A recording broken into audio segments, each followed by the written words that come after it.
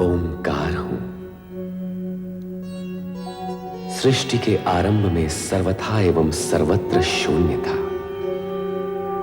उसी शून्य में से ज्योति बिंदु का रूप धारण कर शिव के अक्षर शरीर के प्रतीक से मेरे आकार का निर्माण हुआ, अर्थात मैं शिव का आदि आकार हूं। भूत, भविष्य और वर्तमान मुझ में समाये हुए हैं। जिस शून्य में से मेरी उत्पत्ति हुई, उसी शून्य से पंचमुखी और 10 भुजाधारी शिव निर्गुण रूप में प्रकट हुए। इसी पंचमुखी शिव स्वरूप में से अष्टभुजाधारी मां शक्ति भी प्रकट हुई। तदुपरांत दोनों की संवेद शक्ति ने आकाश, वायु, जल, अग्नि, पृथ्वी तथा ग्रह नक्षत्रों की रचना की। सृष्टि की रचना का यही क्रम उत्तरोत्तर आगे बढ़ता रहा। जल तत्व से क्षीर सागर प्रकट हुआ, जहां शेष शैया पर श्री हरि विष्णु की उत्पत्ति हुई और उनके नाभि कमल से उत्पन्न हुए सृजनहार ब्रह्मा जी। इन समस्त रचनाओं के मूल में शिव लीला ही कार्यरत थी, किंतु ब्रह्मा विष्णु शिव लीला से अनभिज्ञ आश्चर्यचकित थे। उनके समाधान के निमित्त सदाशिव का ज्योति स्तंभ प्रकट हुआ। सदाशिव के आदेश पर युगों तक ज्योति स्तंभ के आदि अंत का संधान कर असमर्थ हुए ब्रह्मा विष्णु को तप करने की आज्ञा हुई। नमः शिवाय। ओम नमः शिवाय। ओम नमः शिवाय। ओम नमः शिवाय। ओम नमः शिवाय। ओम नमः शिवाय। ओम नमः शिवाय।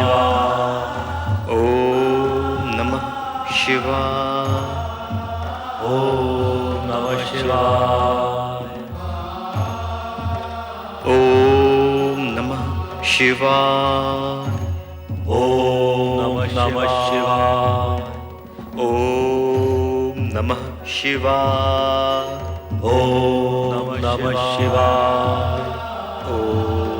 नमः शिवाय। ओम नमः शिवाय। ओम नमः शिवाय। ओम नमः शिवाय। ओम नमः शिवाय।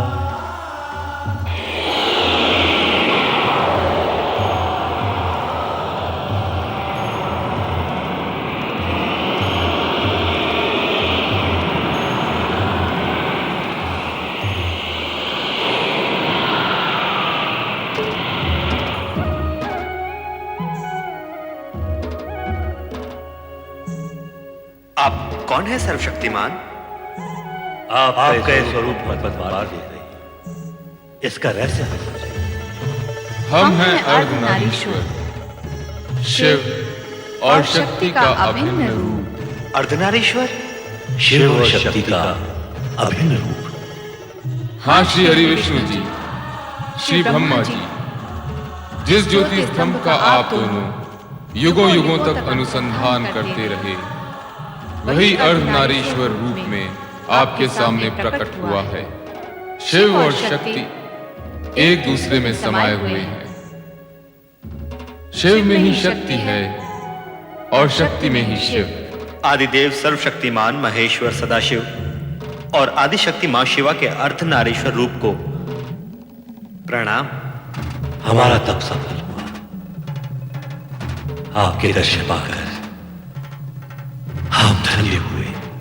एको हम बहुश्याम।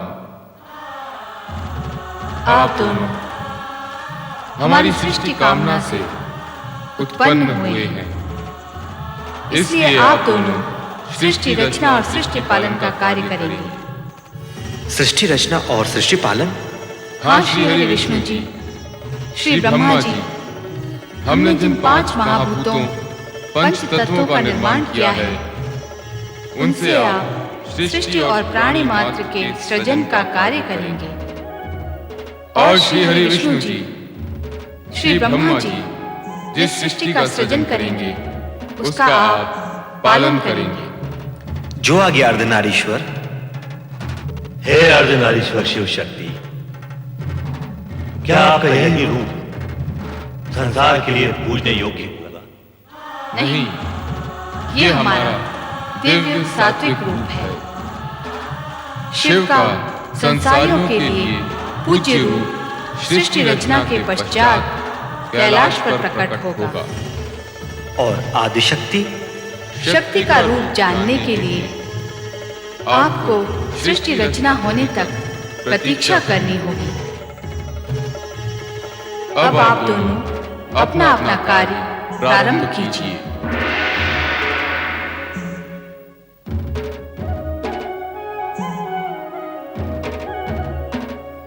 श्री ब्रह्मा जी, अब आप ब्रह्मलोक में स्थित होकर सृष्टि रचना का कार्य प्रारंभ कीजिए। अवश्य श्री हरि विष्णु जी।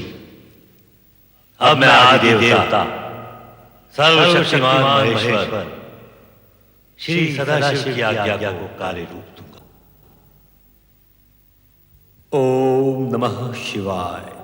तदुपरांत शिवाज्ञा से ब्रह्मा ने पंच तत्वों से सृष्टि रचना का कार्य प्रारंभ किया। सर्वप्रथम उन्होंने ऊर्ध्व आकाश में स्वर्गलोक की उत्पत्ति की। स्वर्गलोक के सिंहासन पर स्वर्ग के स्वामी देवराज इंद्र के साथ उनकी सहधर्मिणी इंद्राणी शचित हुई। साथ ही प्रकट हुए इंद्र के सहायक देवतागण जो अमित शक्ति के धारक थे, और स्वर्ग की सुंदर अप्सराएं। स्वर्ग रचना के पश्चात ब्रह्मदेव ने 7 समुद्रों से घिरी सप्तद्वीप पृथ्वी की रचना की। ये पृथ्वी पर्वतों, वृक्ष, लताओं और झरनों से पूर्ण थी। पृथ्वी पर भांति भांति के जीव जंतु, पशु पक्षी वन प्रदेशों में प्रकट हुए। स्वर्गलोक तथा पृथ्वी लोक की रचना के पश्चात ब्रह्मा ने पाताल लोक तथा नरक की स्थापना की। पाताल लोक के साथ ही वहां रहने वाले असुरों की उत्पत्ति हुई। तत्पश्चात ब्रह्मा ने सप्तर्षि वशिष्ठ, मारीच, अत्रि, अंगिरा, पुलह, क्रतु तथा पुलत्स्य प्रकट किए। ओम नमः शिवाय। ओम नमः शिवाय। ओम नमः शिवाय। ओम नमः शिवाय। ओम नमः शिवाय। ओम नमः शिवाय।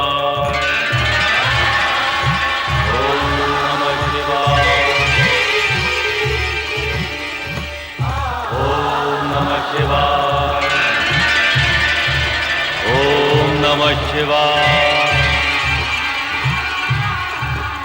ओम नमः शिवाय। ओम नमः शिवाय। ये सातों ऋषि मंत्रकर्ता, ऐश्वर्यवान, दिव्य दृष्टिधारी, दीर्घायु आदि गुणों से युक्त, धर्म का साक्षात्कार कराने वाले तथा गोत्रों की उत्पत्ति करने वाले ऐसे 7 गुणों से परिपूर्ण थे। हे सप्तऋषियों, अब नवमंडल में अपना अपना स्थान ग्रहण करके विधि द्वारा निर्मित कार्य प्रारंभ कीजिए।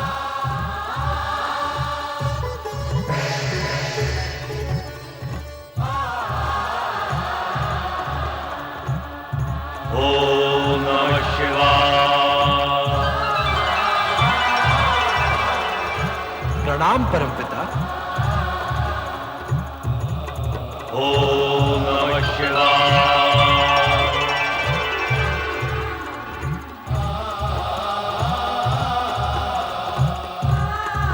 हमारे लिए क्या आज्ञा है ब्रह्मदेव?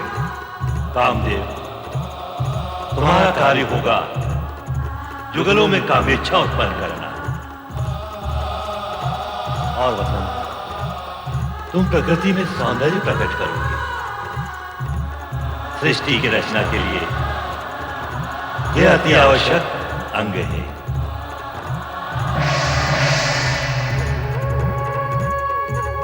ओम नमः शिवाय। नारायण नारायण। नारद अपने मानस परमपिता ब्रह्मा जी को प्रणाम करता। आयुष्मान भव नारद।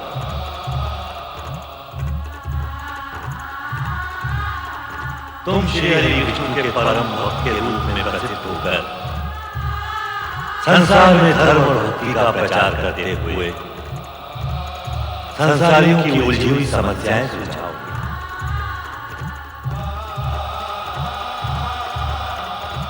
नारायण नारायण। ओम नमः शिवाय। ओम नमः शिवाय शिवाय। ओम नमः शिवाय।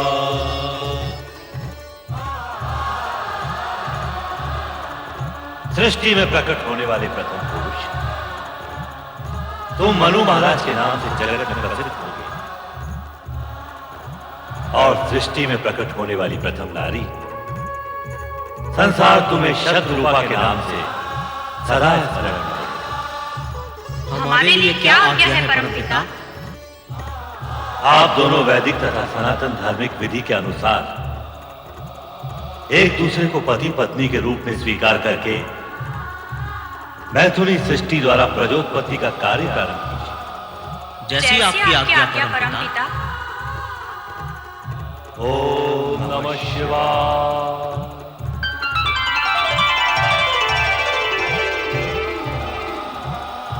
मेरे लिए क्या आज्ञा है परमदेव ब्रह्मा जी?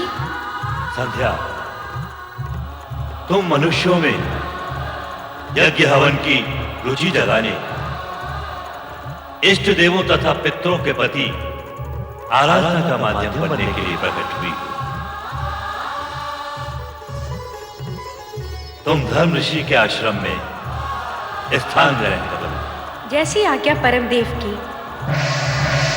ओम नमः शिवाय।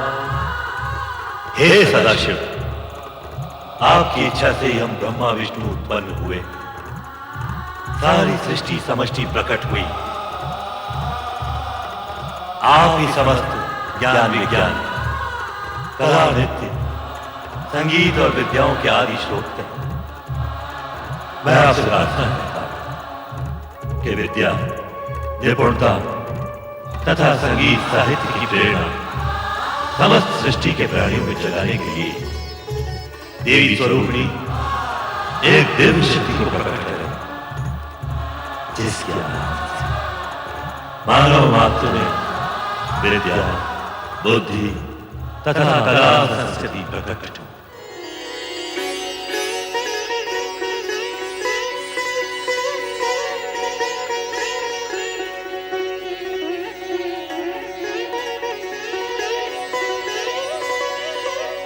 हे सृष्टि के सज्जनकर्ता ब्रह्मा जी, आपकी तथा सदाशिव की इच्छा से मैं वीणा पाणी सरस्वती आपके सन्मुख प्रकट हुई हूँ। मेरे लिए क्या आज्ञा है? हे महादेवी सरस्वती, इस सृष्टि में कला संगीत, ज्ञान विज्ञान एवं समस्त विद्याएं तुम्हारी उपासना से सिद्ध होंगी। जिज्ञासा ही मानवता को विद्या प्रदान करती है। मेरी यही कामना है। सृष्टि के सृजनहार ब्रह्मा जी की इच्छा का आदर अवश्य करूंगी। इस प्रकार ब्रह्मा सृष्टि की रचना में इतने आत्मविभोर हो गए कि वे अपने मानस में उत्पन्न अपने पुत्र दक्ष को प्रकट करना सर्वथा भूल गए। तब स्वयं दक्ष ने पीड़ित होकर ब्रह्मा को कठोर शब्दों में स्मरण कराया। मुझे भी प्रकट कीजिए परमपिता। आप अपने पुत्र दक्ष को उत्पन्न करना कैसे भूल गए? परमपिता, आपके मन में मेरा उद्भव हो चुका है। मैं अपने बाहर आने का मार्ग खोजते खोजते आपके चरण के अंगुष्ठ तक आ पहुंचा हूं। मुझे भी प्रकट कीजिए परमपिता, मुझे भी प्रकट कीजिए। दक्ष, मैं अपने से उत्पन्न मानस पुत्र पुत्रियों को देखने में ऐसा विभोर हुआ कि तुम्हारा ध्यान ही नहीं रहा।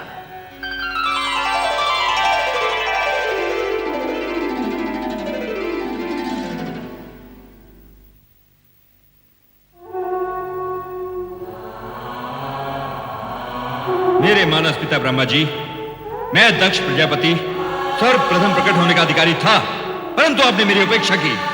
आपने ऐसा क्यों किया परमपिता? मैथुनी सृष्टि से प्रजोत्पत्ति का दायित्व सर्वप्रथम मनुष्य कृपा को पूर्ण करना है।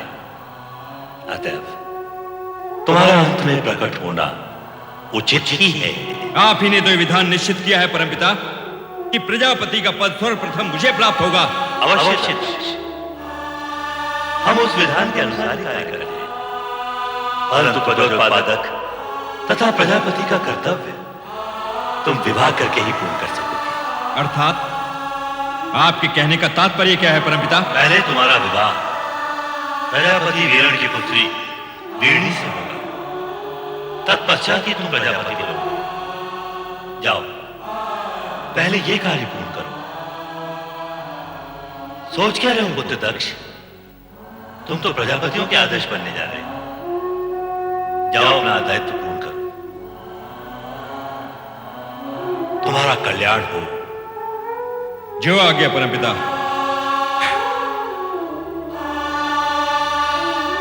ओम नमः शिवाय। और इस प्रकार सृष्टि की 3 प्रधान एवं मूल वृत्तियों में से तामसिक वृत्ति के प्रतिनिधि के रूप में दक्ष ने जन्म लेकर अहंकार की वृत्ति को जन्म दिया। कालांतर में अहंकार की इस दुष्ट प्रवृत्ति ने विश्व की शांति को आहत कर शांति प्रिय प्राणियों को पीड़ित किया।